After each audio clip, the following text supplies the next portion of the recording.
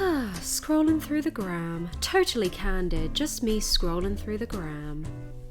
Aw, look at that hedgehog's teeth. Aw, and a cow biting someone's arm. Om nom nom nom nom. Oh god, why am I being recommended feet? Oh my god. Are those? No, they can't be. Are those sex doll feet? No, I hate it. Stop, please. Stop, Lord have mercy. I wish I could unsee things. Hello, darkness, my old friend. Instagram. It's, in my experience, actually one of the less toxic social media platforms. I've made friends through it. Okay, fine, I admit it. Siggy has. It's a great place to find talented artists and creators, cute animals, and beauty and fashion inspiration. There are some phenomenally talented makeup artists that create looks that I could never dream of making. But rather than the inspiring or informative or aesthetically pleasing side of beauty Instagram, I want to talk about the more weird side. Dare I say, a little creepy. Most of my Explore page suggests goat and pig accounts, but also some beauty pages. Some that look really cool, and some that make me go, thanks, I hate it. Like doll feet. You know, I could have gone my whole life without ever seeing doll feet, and I would have been perfectly fine with that. Not to kink shame if you're into feet or dolls, but both feet and dolls creep me out. So the two combined make me feel some kind of way. Very creeped out. A bit violated. I wanted to wipe my memories after I saw that. And as I mentioned earlier, you do come across some helpful beauty tips on the gram, and some that aren't at all helpful. Vanish open pores in 3 days. Mix 2 tablespoons of yogurt with half tablespoon of chickpea flour and 1/4 tablespoon of rose water. Apply it on face, let it sit for 20 minutes, then wash it off. And the top comment is, nothing happens. I think you set yourself up to fail, beauty expert. 3 days might have been a stretch. You should have said 6 months. By the time that comes around, people would have forgotten about the post. Oh, and this page is very sweet. They recently made this post. RIP those who died in 2020-21 due to COVID-19. That's nice. I actually lost someone to COVID, so I really appreciate that. Don't skip this post without leaving a heart. Oh, weird request when you're referring to a global tragedy, but okay. Follow Beauty Expert for more amazing beauty, health, and fitness tips. You know. Here's a beauty tip from Aunt Tara Mooney. Maybe don't use a global pandemic to drive engagement to your Instagram posts. Maybe that's an ugly thing to do.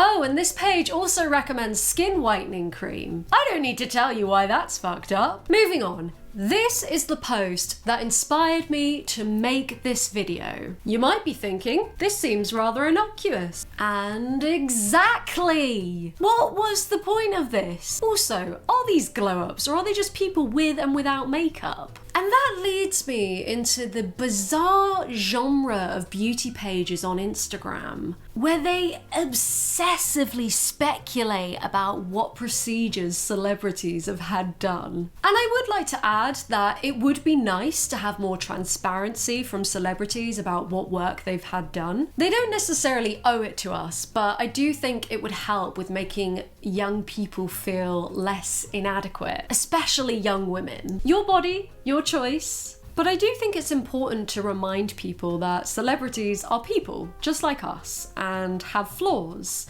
but they just happen to have the money to fix them, and have their hair and makeup done professionally, and personal trainers, and yada yada yada. What I don't like are call-out pages. There are posts that call out people like Kylie Jenner, thinking they're helping the situation, but are actually just further exacerbating harsh beauty standards. So, for instance, this post. Always remember, you're not ugly, you're just broke.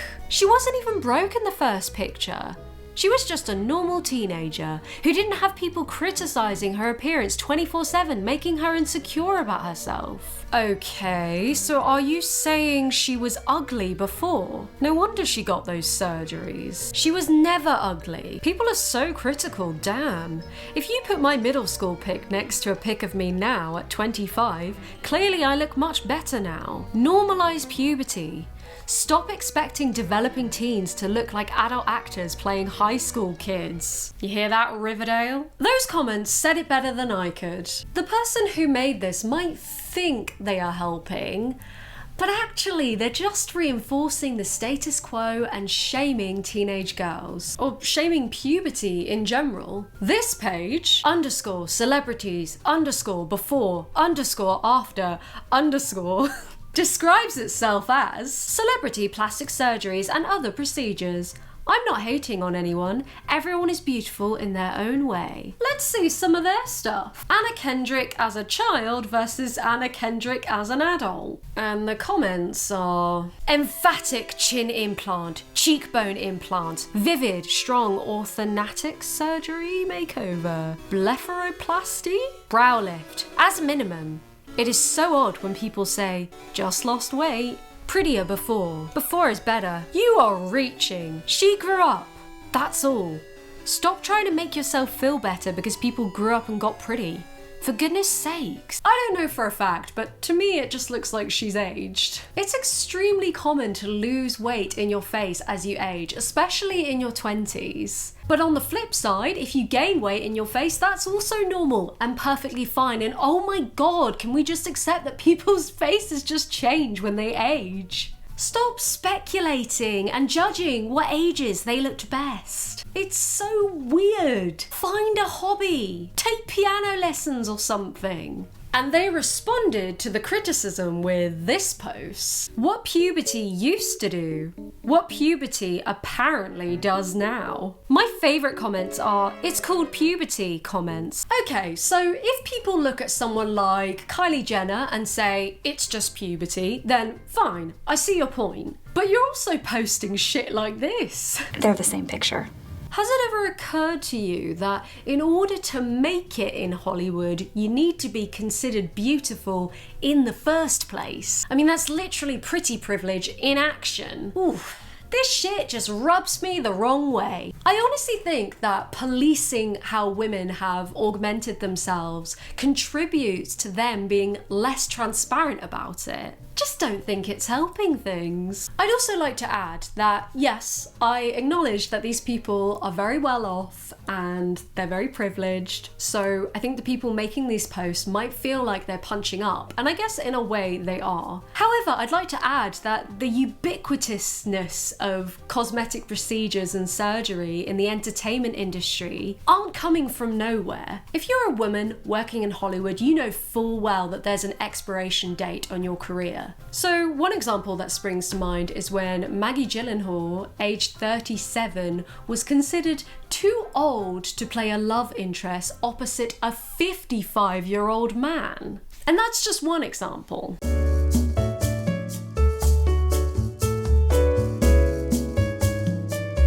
This industry demands women not to age. And it's all well and good to be like, well, just age gracefully, but not everyone has those genetics. And not everyone's had an easy life. If you're someone who's been through a lot of stress, illness, or just lived in a very deprived, polluted area, you might not age as well as your counterparts. So to be critical of women in the entertainment industry, whether that be film, TV, music, for getting cosmetic procedures and not wanting to reveal it because of the stigma around it, I think we're misplacing our anger. I think it's a symptom of a much bigger issue. And even if I think that this is something that exists in general society, it is so much more severe in this industry specifically. People don't just get plastic surgery because they're rich. If that was the case, then you'd see women like Melinda Gates getting plastic surgery. But she's not in that industry, so she doesn't have that same amount of pressure. So I think when we talk about stuff like this, we should just take those things into account and maybe just not be such dicks about it. That's just me though. And then we have this. Julia Roberts, stunning throwback. She is 52 years old today and still looking beautiful and natural. What do you think of her transformation? Transformation? What's wrong with calling it aging? Sorry, but what do you mean by saying still looking beautiful? So at what age do you stop being beautiful? 40? 50? I love it when commenters tell them what's up. They were not playing. Now, this page creeps me out because for some reason the photos are so zoomed in and it's rather uncanny. And I love seeing the transformation of Liam Hemsworth, where he looks this way, then he looks that way. Damn, money really buys you everything. And not only do they compare people to themselves, but sometimes they compare people to other people. Aw man, leave him out. Not everyone is gonna grow into a DILF. So on one end of the spectrum, we've got pages that are very anti-airbrushing, surgery and filtering, etc. But then on the other end, we've got pages that take photos of people who are already exceptionally good looking and airbrush the shit out of them, to the extent that it just looks silly. So these look nothing like who they're supposed to be. This one's my favourite. They're praising Julia Roberts for showing her armpit hair, which at the time was a brave thing to do. And still is, I would argue, because female body hair, for some reason, is still such a taboo. But the irony in praising her for that, whilst airbrushing her, is just chef's kiss. I'm here live. I'm not a cat. I can see that.